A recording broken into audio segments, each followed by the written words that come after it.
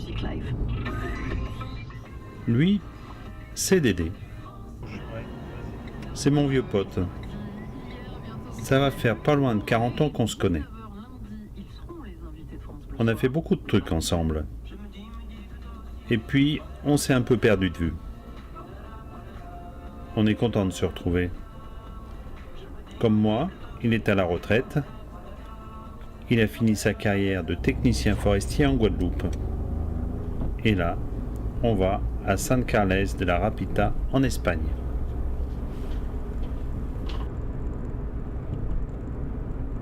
Ça se trouve à 100 km au sud de Barcelone. C'est situé à l'embouchure de l'Èbre. Dédé va me faire connaissance de son voilier, qui mouille dans une confortable marina. Je suis curieux de savoir comment il a appris à naviguer, comment il fait pour naviguer seul, etc. Il m'avait dit aussi qu'il m'expliquerait comment il en était arrivé là, une histoire de demi et demi-frère qu'il avait découvert récemment.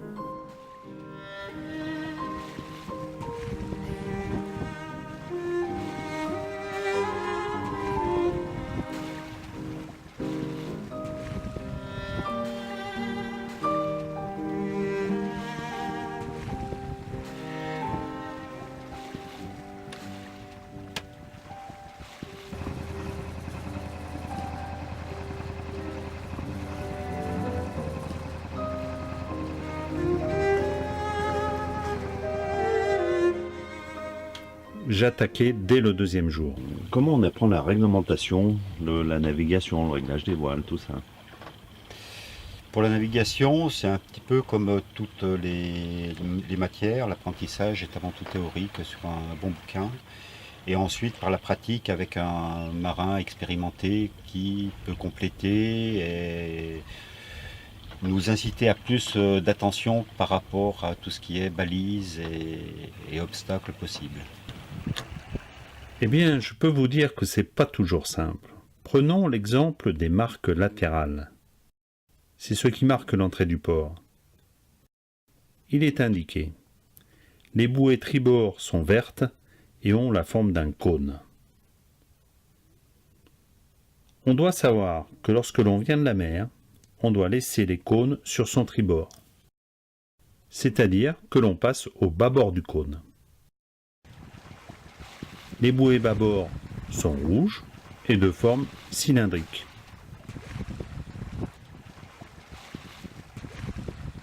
De loin, on voit que c'est un cône, donc c'est vert.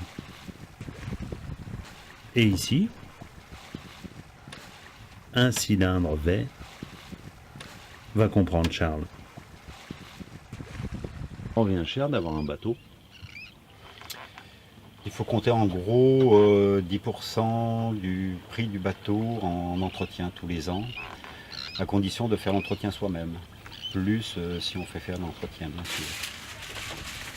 Et les coûts d'amarrage? Les coûts d'amarrage sont très variables d'une marina à l'autre.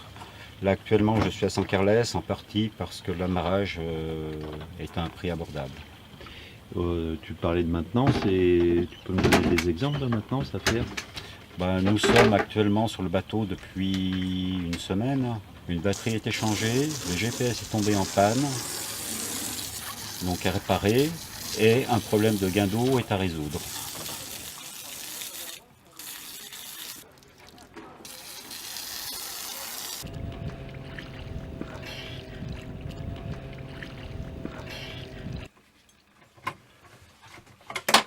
Dédé est spéléologue depuis bien longtemps.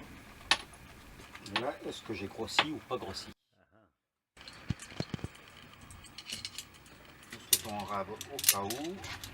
Alors, enfiler son baudrier et son matériel d'escalade est toujours un plaisir pour lui.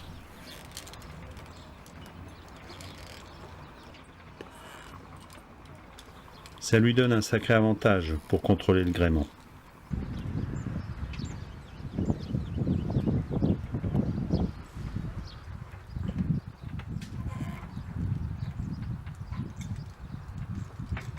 Pour la navigation, tu arrives à naviguer seul? Oui, j'arrive à naviguer seul. Bon, j'ai quand même petit partenaire qui s'appelle Ouais. pilote automatique qui me permet de hisser tranquillement les voiles ou de virer de façon quasi automatique.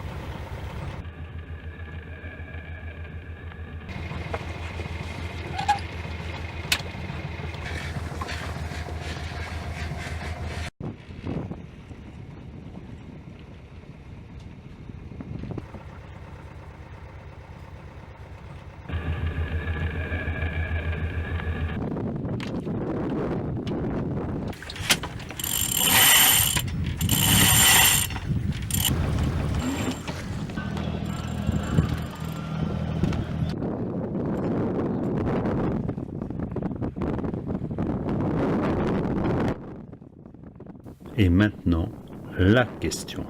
Est-ce que tu peux me parler, Dédé, de cette histoire du bateau? Ben, petit, je n'arrêtais pas de dessiner des bateaux. C'était un rêve. Et puis, il y a quelques années, j'ai appris à 56 ans que j'avais un frère. Et quelques années plus tard, ce frère me dit qu'il a un demi-frère qui possède un bateau en Espagne et que si je voulais aller naviguer un peu avec eux, il n'y avait pas de problème. Donc je me suis embarqué déjà dans l'aventure du voyage en Espagne avec ce frère que je connaissais peu et ce demi-frère que je ne connaissais pas. Et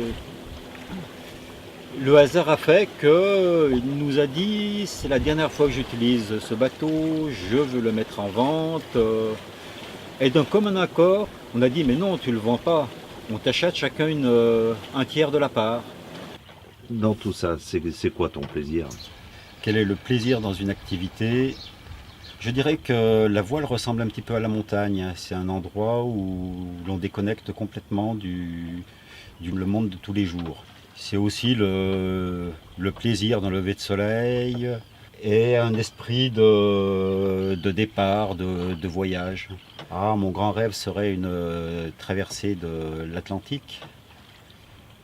Mais c'est quelque chose que je ne ferai pas seul. Je le ferai avec un autre marin confirmé. Le plus dur est de trouver le bon personnage pour réaliser ce rêve.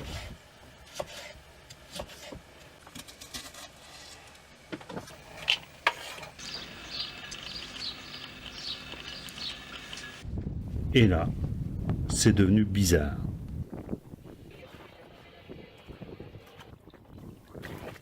J'avais prévu de faire des plans vidéo depuis l'annexe. Oui, c'est ce truc qu'il est en train de gonfler.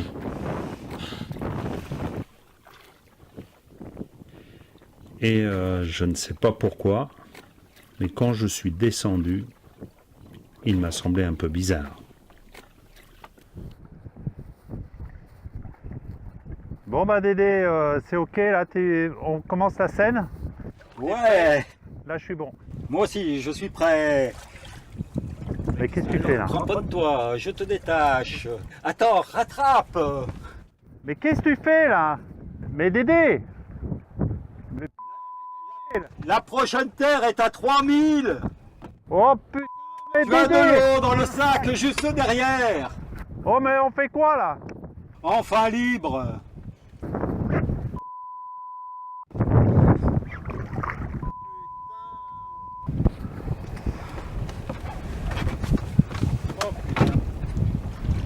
Je fais quoi moi? Rame.